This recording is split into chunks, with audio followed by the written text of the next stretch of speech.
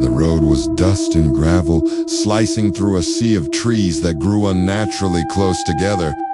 Evelyn Harper tightened her grip on the steering wheel of her rusted sedan, the radio crackling with static before cutting to silence. She glanced at her phone. No signal. Her eyes flicked to the dense pine trees flanking both sides of the road, gnarled branches leaning in, as if whispering secrets to each other. The GPS had long stopped updating, frozen with a single arrow pointing into an endless void. She froze. The noise stopped. She reached for the handle. It was ice cold. The basement door was ajar, cool air spilling out like fog. Something compelled her, maybe curiosity, maybe something else. Her hand moved on its own, reaching for the book. The moment her fingers brushed the cover, the whispers stopped. But outside, the sky was gray, unmoving, and the trees had closed and even tighter. Her phone still had no signal. Her car wouldn't start. She was trapped. Dead silence. Then a scream from upstairs. A child's scream. High-pitched, desperate, she shot back up the stairs, barely breathing. The living room was empty, but the fireplace roared to life on its own. Shadows danced on the walls, shapes not human.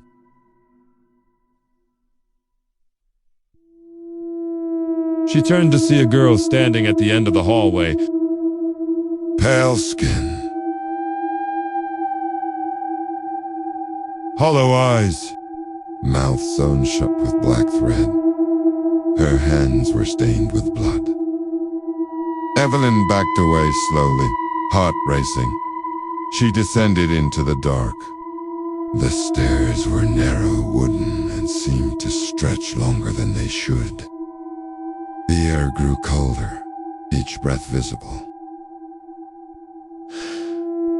The light from above faded until it was pitch black. Then, a single bulb flickered to life above her, revealing a vast basement walls lined with shelves of jars, each containing bones, teeth, or things that writhed. In the center, a circle of salt surrounded an ancient book bound in what looked like skin, its cover etched with symbols that pulsed red. The door creaked open, revealing a child's room-faded wallpaper. A mobile hanging still above a tiny bed, and a rocking horse that began to move slowly back and forth. But the eyes were gouged out, and the background showed the same girl standing in flames. The room spun. The house groaned. Windows shattered one by one. The mirror in the hallway cracked again, this time from the inside. Something pounded behind the glass, trying to get out. Evelyn screamed.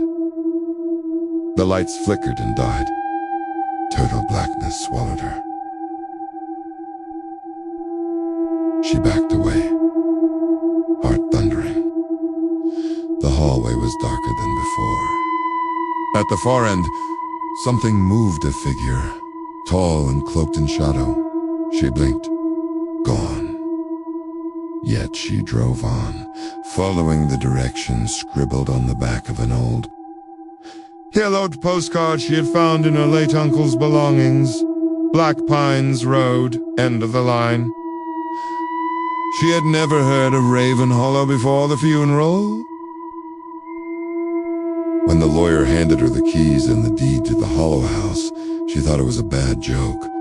Ivy strangler at the walls. And the chimney leaned as if exhausted from centuries of secrets. She stepped out of the car, gravel shifting beneath her boots. The air was heavy, thick, with a smell like wet stone and decay. Every instinct screamed, go back, but her legs moved forward. The front door creaked open with a light touch, as if the house had been waiting. Her uncle hadn't spoken of it. No family ever mentioned it. But now, she was heading straight into the heart of it. Portraits hung askew, their eyes following her with lifeless stares. An ornate mirror stood in the hallway, its surface smeared and cracked. Her reflection blinked before she did, looked again. Just her own face, pale, uncertain. She moved past it. The kitchen smelled of iron and rot. Dried herbs hung from the ceiling, some turned to dust. A single candle sat on the table, burned down to a blackened knob. The fridge ooled and yellowed was unplugged, but the door slowly swung open on its own. Empty. She slammed it shut. Behind her, the candle flickered to life without a match. Trees thickened like walls, the shadows stretching long as the sun dipped lower, painting the world in sinister gold. The moment she crossed an old rusk-of-ed gate bearing the faint words, Hollow Estate, the forest grew still. No birds, no wind, just the sound of her tires crunching dead leaves and the thump of her heart. The house stood like a tomb, 3 stories of rotting wood, crooked windows, and a sagging roof. Inside, it was cold. Not just temperature, but time cold. Dust blanketed the furniture. The second floor groaned beneath her weight. A long hallway stretched before her, lined with closed doors. From behind one, she heard faint scratching. She ran downstairs, breath ragged. The house didn't want her here. But she couldn't leave. Not yet. She stepped closer. Whispering filled the air, dozens of voices speaking in tongues not meant for human ears. The girl raised one hand and pointed. Evelyn turned to see a painting on the wall, an oil portrait of her uncle. When she opened her eyes, it was morning. Or what looked like morning. Sunlight filled her through dirty windows, and the house wasn't empty anymore. Evelyn wandered the rooms like a ghost, disoriented and numb. The morning light had a sickly quality, as if filtered through old wax. Every clock in the house had stopped at 3:17. Even the cuckoo in the dining room just hung there, its eyes replaced by tiny stones. The house groaned with every breath she took. Beneath her boots, the floorboards felt wrong, soft in some places, like muscle instead of wood. She avoided the mirrors. Something in them watched too closely. She hadn't noticed it before. A long rope ladder hung down. Shadows swirled above. Like smoke without fire. Against her own will, she began to climb. In the study, she found a dusty phonograph beside a stack of records. Each record was unlabeled, black, and warped at the edges. But when she looked into the mirror above it, her reflection smiled. A tear of blood slid down its cheek. She smashed the glass with her elbow. The trees were no longer trees. They pulsed, breathing slowly, their bark slick and red like skin. The sky above churned in a circle, blood-colored clouds forming a spiral. Her car was gone.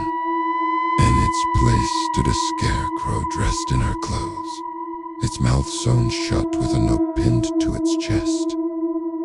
Feed her, or she feeds on you. The reflection still stared from the broken shards, grinning wider.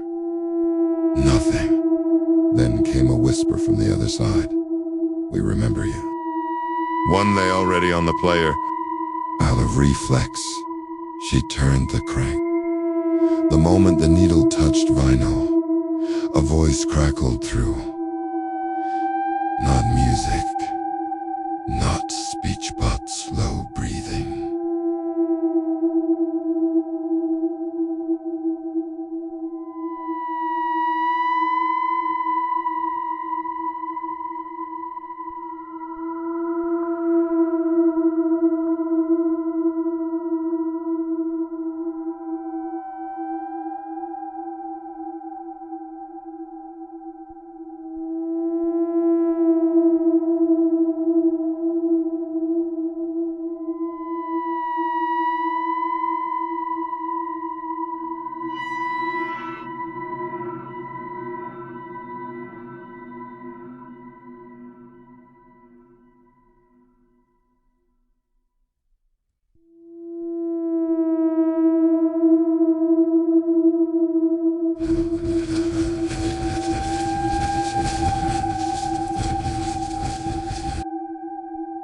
At one point, she opened her eyes to find herself in a room she didn't recognize. No doors, no windows.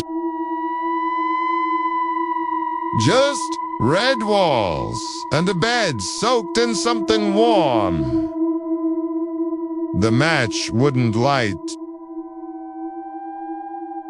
The light sparked endlessly. The fireplace now hissed with whispers. And inside it, she saw her own face flicker among the flames, silently mouthing.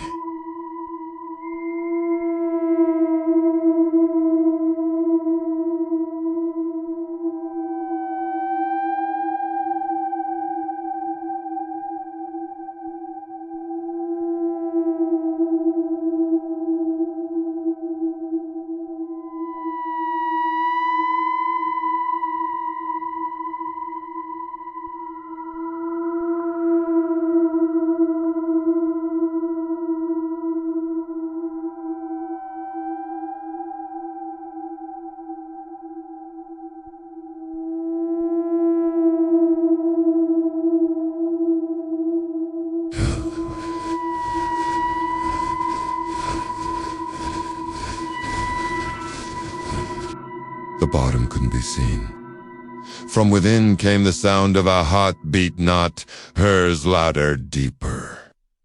The edges were carved with faces, hundreds of them, screaming silently, trapped in stone. One of the faces was hers.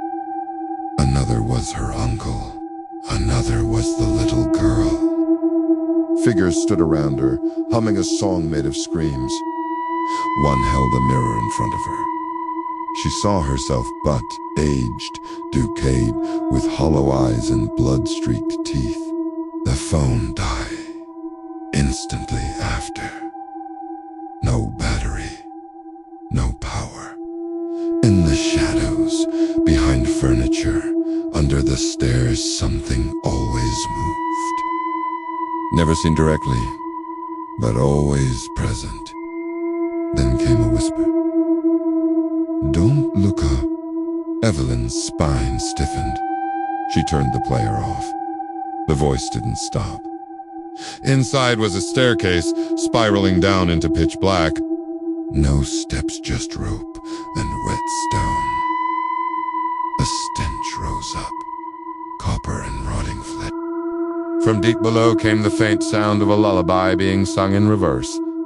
Her head throbbed. Nose bleeding. She slammed the fridge shut. It was coming from the ceiling now. Now it sat on the coffee table, as if placed there carefully. When she opened it, the pages bled ink and heat. Symbols twisted as she tried to read. Through the slats she watched as the house changed, walls stretching, paintings melting, floors cracking. A figure crawled upside down across the ceiling, mouth wide, dripping black fluid. Its eyes were stitched shut, but it whispered her name with a voice that sounded like dry leaves. One page showed an illustration of the house, drawn in ash, with a woman burning inside. Her eyes, her scream. She slowly lifted her gaze. From every corner of the ceiling, figures clung like bat's limbs twisted backward. Eyes wide open, mouths stitched shut, just like the girl. They scuttled, spider-like, across the beams, silent and watching. Evelyn didn't move. The house held its breath with her. A wet plop hit the floor beside her, a black tooth still warm. Some cages held bones, others held things that still moved barely. A rocking chair turned slowly by itself in the corner, creaking in time with a heartbeat. On the far wall, a message was scratched in deep gouges. She watches from the pit. More followed, dozens. Then, the phonograph screamed. Inside was a severed head, her own eyes open, mouthing words she couldn't hear. She fled down the ladder, hearing the attic door slam shut behind her like the house had exhaled. She ran from the room, slamming the door behind her. Something giggled in the walls. Down the hall, the door to the attic creaked open. The attic was colder than ice, its walls lined with cracked dolls and bird cages. Behind the wall, something knocked, once, twice, then faster dozens of fists pounding, begging to be let out. Evelyn stumbled back. One of the cages rattled violently. She locked herself in a bathroom and threw up in the sink. Later, she tried to leave. The front door opened, but the world outside was wrong. She turned back inside. In the kitchen, the fridge now hummed softly. She opened it. She found the book again, the one from the basement. There was a knock at the door. 3 slow taps. She peeked through the peephole. She didn't open it. She hid in the hallway closet, sitting among dust-covered coats. In the dark, her phone buzzed. A message appeared. Do not sleep in the red room. She didn't remember telling anyone where she was. That night, Evelyn didn't sleep, the walls whispered. The floor sighed. When she blinked, she was back in the living room. But something had followed her out of that room. She tried to set fire to the house. In the cellar, she found the pit. A round stone shaft in the earth. Wide enough for 2 people. A voice whispered from the pit. You're already part of her. She stepped back, but the floor broke beneath her, and she fell not into blankness, but into blinding red. When she woke, she was in her bed. Clean. Safe. Morning light filled the room. Birds chirped outside. She smiled. Maybe it was a dream. Until she saw the mirror. Her reflection smiled, open its mouth sewn shut. The day did not move forward. The sun sat still in the sky like a dead eye, frozen behind the gray clouds. Time in the house unraveled. Evelyn checked the clocks. They all blinked 3:17 again. Every hour, every glance. The second hand spun wildly on some, while others ticked backward. She'd stopped trying to explain. Something inside her had begun to shift. Hunger wasn't just for food, it was for silence, for stillness, for darkness. The furniture whispered her name now, softly, with affection. The wallpaper peeled in patterns that looked like runes. Faces emerged in the floorboards during the night, staring upward with empty sockets and gaping mouths. Evelyn had taken to walking barefoot. The floor pulsed warmly beneath her feet, like blood under skin. She no longer screamed when the walls breathed, or when she found her clothes folded neatly on the bed, still wet with sweat she didn't remember making. She found new rooms that hadn't existed before. A music chamber with a harp strung with human hair, an underground conservatory where pale flowers bled black sap in a nursery, where cribs rocked on their own lullabies echoing from unseen throats. She no longer questioned why. The house gave her these things like gifts, and deep down, a part of her began to accept them. Even the girl, pale, mute, Stitch no longer fled when Evelyn approached. She only pointed to the walls and watched. One night she awoke to the sound of chewing. Evelyn looked up. Not rodents. When she touched it, the door shuddered and opened with a groan like flesh tearing. It reached toward her with arms made of faces, and she screamed, but not aloud. The hallways twisted, stretched, collapsed, and rebuilt themselves. Doors led to staircases that circled back into themselves. They tasted like rust. She tore her hands, bloody clawing at wallpaper that turned to skin. She broke a mirror and tried to climb through it only to find herself back in the red nursery, the cribs now filled with tiny bodies that breathed in reverse. A scream stayed inside her, trapped, sewn shut like theirs. The thing whispered. The hollow mother hungered. Inside, the walls were covered in symbols written in blood. Her grandmother, all buried in the walls. The house whispered their names like lullabies now. Evelyn had been summoned by blood, by fate, by hunger. Bones lay in a circle. In the center stood her uncle. The house cried out. The walls screamed. The ceiling bled. The mirrors shattered in unison. She lit the match. The fire roared upward, licking at the carvings, consuming the salted symbols, the book, the jars. Faces in the flames shrieked, some in pain, others in ecstasy. The house shook violently. Floor cracked. The sky outside split open, revealing only more darkness. His head hung loose on a too-long neck, and his mouth was stitched but not shut. Instead, it opened wider than humanly possible. The threads dangling like roots. He smiled, revealing teeth carved with markings. It was written in her uncle's hand. Pages and pages of rituals, of sacrifices, of offerings to the Hollow One.